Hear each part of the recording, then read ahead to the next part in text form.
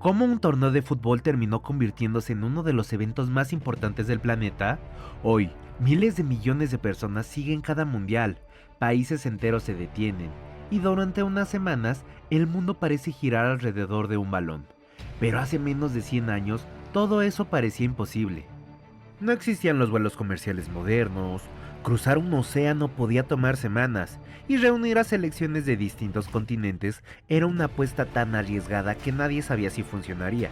Aún así, en 1930, 13 equipos aceptaron participar en un experimento sin precedentes. Ese experimento se llamó Copa Mundial de la FIFA. Lo que nadie imaginaba era que aquel torneo terminaría sobreviviendo a guerras mundiales, sería utilizado por dictaduras, presenciaría algunas de las mayores alegrías y tragedias deportivas de la historia y acabaría convirtiéndose en uno de los espectáculos más grandes jamás creados. Pero, ¿cómo ocurrió? Quédate en este video para descubrirlo. Aunque hoy es uno de los eventos más vistos del planeta, la historia de los mundiales nunca ha sido solamente una historia de fútbol. También es una historia de guerras, dictaduras, propaganda, avances tecnológicos, conflictos políticos y cambios sociales. Porque en muchos sentidos, cada mundial ha sido un reflejo de la época en la que se jugó. A principios del siglo XX, el fútbol estaba viviendo una transformación sin precedentes. Lo que había comenzado como un deporte practicado principalmente en escuelas y clubes británicos, se había expandido rápidamente por Europa y América. Cada vez más países formaban selecciones nacionales, los estadios comenzaban a llenarse y el interés por las competencias internacionales crecía año tras año. Sin embargo, existía un problema. No había un torneo que realmente determinara cuál era la mejor selección del mundo. Los Juegos Olímpicos funcionaban como la principal competencia internacional, pero el fútbol era solo una disciplina más dentro del programa olímpico. Además, las reglas sobre quién podía participar generaban constantes debates y limitaciones. La FIFA, fundada en 1904 con el objetivo de organizar y desarrollar el fútbol a nivel internacional, comenzó a plantearse una pregunta cada vez más ambiciosa. ¿Y si el fútbol tuviera su propio campeonato mundial? La idea era arriesgada. Reunir selecciones de distintos continentes en una época en la que los viajes transatlánticos podían durar semanas parecía una tarea casi imposible, pero el crecimiento del deporte convenció a la FIFA de que había llegado el momento de intentarlo. A finales de la década de 1920, el proyecto fue aprobado y comenzó la búsqueda de una sede.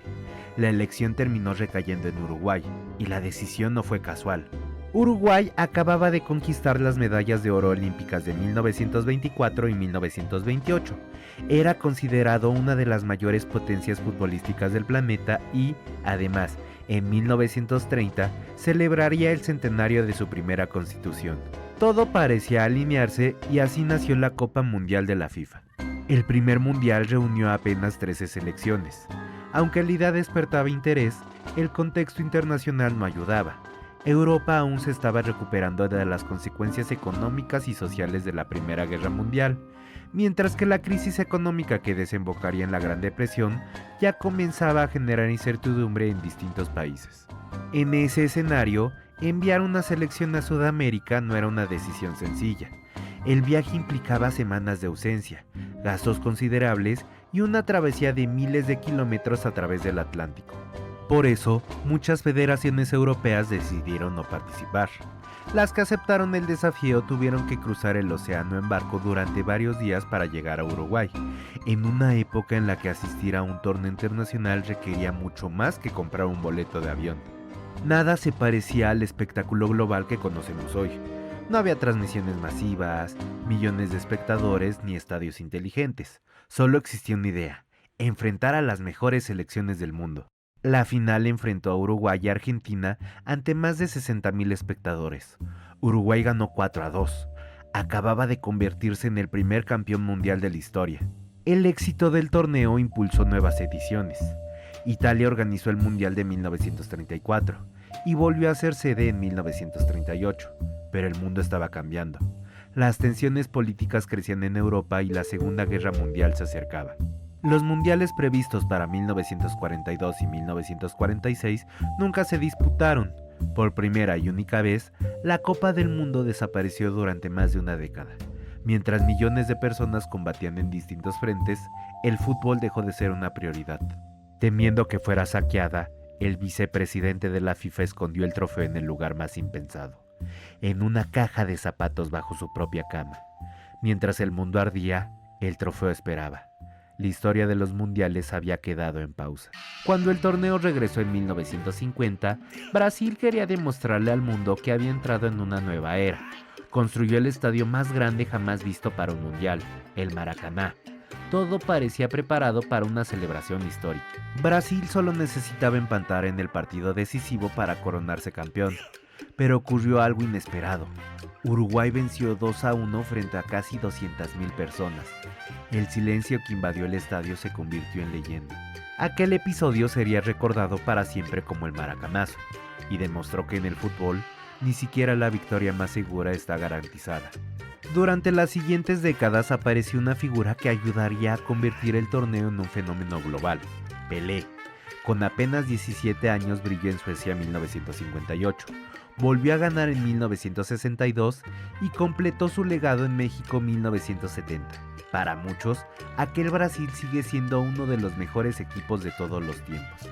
Pero México 1970 también representó otra revolución. Fue el primer mundial transmitido globalmente a color. Por primera vez, millones de personas pudieron seguir el torneo desde sus hogares con una experiencia completamente nueva. El mundial ya no pertenecía solo a quienes asistían al estadio, ahora pertenecía al mundo entero. Pero no todos los mundiales han estado rodeados de celebración. Algunos también han sido escenario de controversias profundas. Argentina 1978 es uno de los casos más discutidos.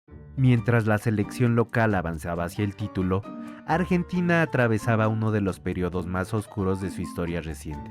2 años antes, un golpe de estado había llevado al poder a una dictadura militar.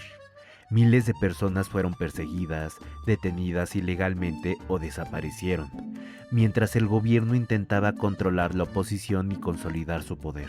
En ese contexto, el Mundial de 1978 representaba una oportunidad única para proyectar una imagen positiva del país ante millones de espectadores alrededor del mundo. Las celebraciones en los estadios contrastaban con una realidad mucho más compleja que permanecía fuera de las cámaras. Para muchos argentinos, aquel mundial sigue siendo un recuerdo deportivo inolvidable. Para otros, también es imposible separarlo del contexto político en el que ocurrió, y esa dualidad continúa siendo objeto de debate décadas después. Pocas figuras han marcado la historia de los mundiales como Diego Armando Maradona. En México 1986 protagonizó uno de los encuentros más famosos de todos los tiempos. Argentina enfrentó a Inglaterra en los cuartos de final. El contexto era especial. Apenas 4 años antes, ambos países habían estado enfrentados en la Guerra de las Malvinas. Maradona anotó 2 goles que pasarían a la historia por razones completamente opuestas. El primero fue la famosa mano de Dios. El segundo fue una extraordinaria jugada individual que muchos considerarían el mejor gol de la historia de los mundiales. Aquel partido dejó de ser solamente fútbol. Se convirtió en un símbolo cargado de significado político y emocional. Un torneo cada vez más global. Con el paso de los años, la Copa del Mundo siguió creciendo. Nuevas selecciones comenzaron a competir de igual a igual contra las potencias tradicionales. El torneo se expandió a nuevos continentes, y el fútbol se convirtió en un lenguaje compartido por miles de millones de personas. Francia 1998 mostró una selección campeona formada por jugadores de diversos orígenes culturales. Corea-Japón 2002 fue el primer mundial organizado en Asia, y también el primero con 2 países anfitriones. Alemania 2006 elevó los estándares de organización, y Sudáfrica 2010 marcó un momento histórico al convertirse en el primer mundial celebrado en África. Por primera vez, el continente que había aportado tantos talentos al fútbol recibía la competición más importante del planeta. Pero ningún mundial reciente estuvo rodeado de tantas discusiones como Qatar 2022. Desde el momento de su elección, surgieron cuestionamientos sobre el proceso de candidatura, las condiciones laborales de los trabajadores migrantes y diversas restricciones sociales y culturales. Las críticas acompañaron al torneo durante años. Sin embargo, una vez iniciado, también dejó algunos de los momentos deportivos más memorables de la historia reciente. La consagración de Lionel Messi con Argentina puso fin a una de las narrativas más largas del fútbol moderno.